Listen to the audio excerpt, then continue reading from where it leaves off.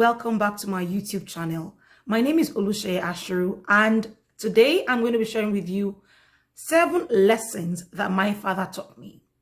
I lost my dad just about 2 weeks ago on the 4th of June 2020, and so today in this video I'm going to be sharing with you 7 lessons that I learned personally from his life. This video is a part of the Father's Day series. The first one was a lesson that I shared with you about 7 things that I love about my husband. So if you missed that video, you didn't watch that video, you can click the link at the top and you can have access to watch that video. But if you want to hear about 7 lessons that I learned from my dad's life, keep watching. Don't go away. Welcome back. If you're new here, I want to encourage you, okay? I'm just going to encourage you to subscribe and click that little bell in the corner to turn on notifications so that when I share a new video, you'll be the first to know. Why is this important? Because I share great stuff, guys. I share on motherhood, I share on parenting, I share on family, I share on life, and I share on clarity for your next step. So you don't want to miss another video. So click that subscribe button right now so that you can be subscribed and be the first to know when I share a new video. Okay, guys, let's get into it. 7 lessons that I learned from my dad.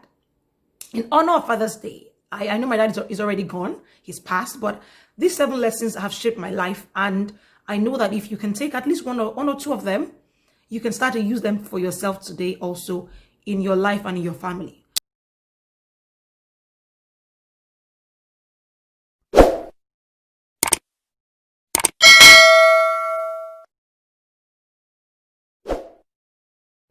My number 1 lesson that I learned from my dad is the value of hard work. My father did not tolerate laziness. I mean, from a very young age, we were all taught to be hardworking. Like, you had your chores, there was no debate about it. You had your chores, you had what we call morning duty. That's what you did. I remember when I was much younger, my morning duty was to sweep. We had 2 sets of staircases in my house, in my home growing up, right? One at the front of the house and one at the back of the house. And so my duty at some point was to sweep the one at the front of the house. My sister and I would often exchange. Sometimes she could do the back, I could do the front. Sometimes I would do the back, she would do the front. But we had our chore. We knew what it was, and we would do it. We were the ones who set the table. Like, when your mom is cooking, you go up and set the table. Like, it's almost time for lunch, breakfast, dinner. You'll be the one to go and set the table. I learned the value of hard work from my dad from a very young age. Number 2 lesson that my dad taught me was that you can insist on values in your home without breaking your child's spirit.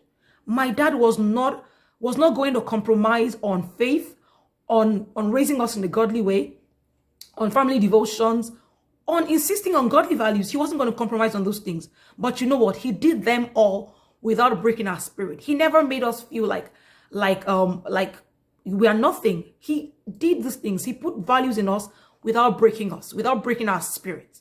Okay? And you can do that as well. You can insist on godly values. You can insist on family values. You can insist on character, on integrity in your home without breaking your children. You don't have to break them to get them to do the right thing. You can insist. You can be firmly insistent without breaking them. Every lesson that I learned from my dad is that each child is unique.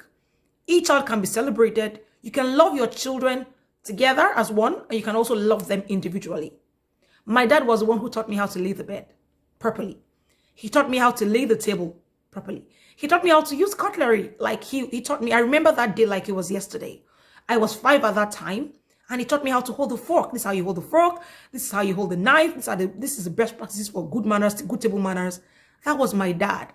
And I can let you know that 15 of us can share with you some examples of how my dad was hands-on with them at some point in their life. So you can love your children. I always tell myself, how many do you even have? I have only 3 kids. So I should be able to at least try, to love them individually. Make each one of them feel unique and special. The ability to abase and abound. Guys, this was so important to my dad. I can remember very well several times that we had to go on family retreats. We had family retreats twice a year. Usually, sometimes it could be more. We would do Easter retreats, and then we would do at the end of the year. Okay, this retreat, we will go to huts. We will leave the comfort of our homes, and sometimes we'll sleep in huts, on benches, on the floor, on mats. I remember one particular one where we were feeling so good. Like, we had this family retreat in such a posh location.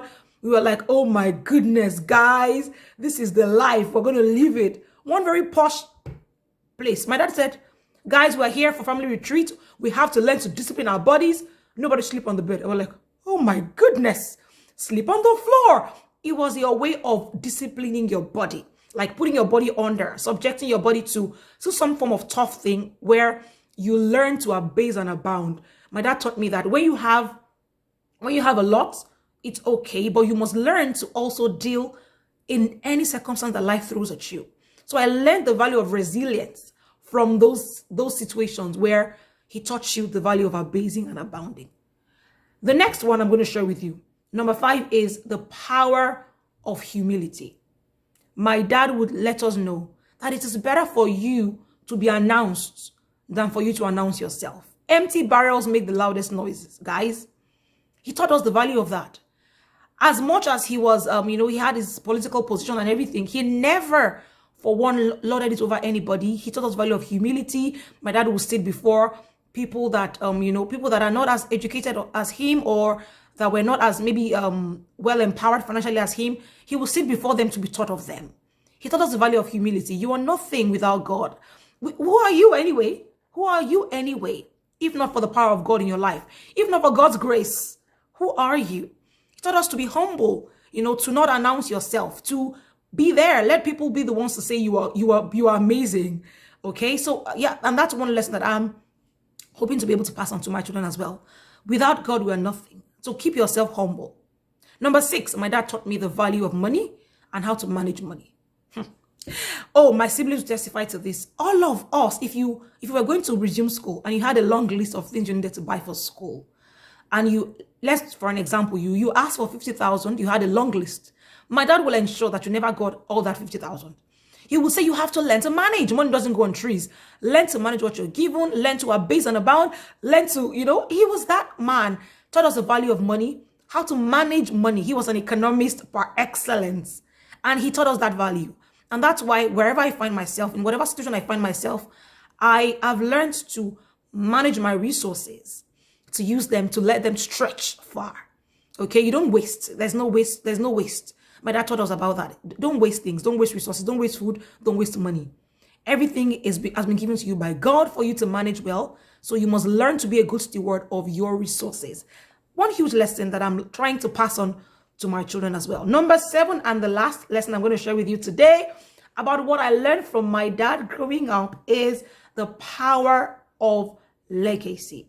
My dad passed on, and here I am sharing about his life. And that is one thing that I want you to take away from here today. If nothing else, is the power of legacy. Live your life in a way that when you are gone, people can have great things to say about you. A good name, they say, is better than silver or gold. Don't let the attractions or the trappings of the shiny things around the world today take your eyes off your legacy.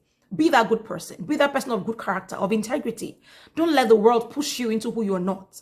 All right. So keep your legacy intact. Let it be said that of you that you strove to do the best, to be the best you could be. You strove to be the best example to your children. You left a good legacy for them. Let that be your testimony. And that is what I'm striving as a parent to leave for my children, a good legacy. Everywhere I go, everywhere I step, I want people to be able to say, she lived a good life. Her life impacted other people. I'm not living for myself alone, but I'm living to bring life to people around me. I'm living to add value to other people around me. Let that be your legacy. I hope today that these 7 things that I've shared with you about what my dad taught me, I've taught you also something that you can take away from there. If you can share with me in the comments, drop me a comment. I want to hear from you about one thing that you learned maybe from your dad growing up, or one thing that you want to pass on to your children as a parent growing up. In honor of Father's Day, I want to celebrate all our fathers. I want to say thank you for being a great father. Thank you to all the fathers that are trying their best to leave a good legacy for their children. History will celebrate you. Generations to come will celebrate you for the great things, for the great value that you are putting in your children today. Whatever we sow today into our children, don't go away. they remain forever. I mean, see what I'm sharing about my dad now. He's passed on his values to me. I'm passing them on to my children, and I'm trusting that my children will also pass it on to their children. So your legacy is generational. Keep being the best that you can be. Thank you for watching my video. Thank you as usual for watching me. I appreciate it. All right? Thank you, and have a beautiful day.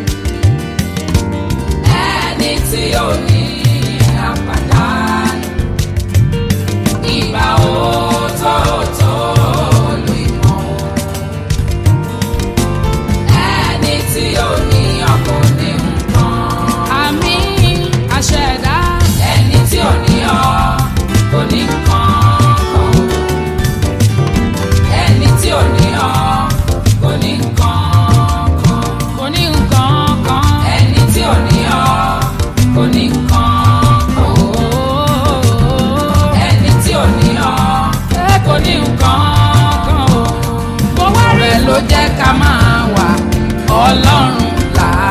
Ọlọ́run là mí o, tó bá ṣàmì Ọlọ́run ló ṣe o, tó bá sọ pé àmì Ọlọ́run ni àmì o Ọlọ́run ni, àmì orí wa, àmì ìrìn àjò, àmì àti wáyé, àmì àti gbáyé, àmì àti padà, àmì gbogbo ẹ̀ ni, àmì àti yè,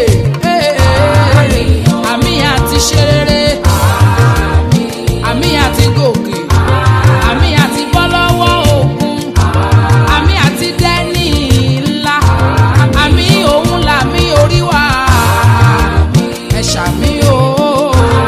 Àmì lórúkọ rẹ̀ aṣẹ̀dá, àmì lórúkọ rẹ̀ aṣẹ̀dá, àmì ni mo ṣe kémi balẹ̀ yé, àmì ni mo ṣe kí n lè gòkè, àmì ni mo ṣe kápá ọ̀tá má ká mi, àmì ni mo ṣe kí n lè di ńlá.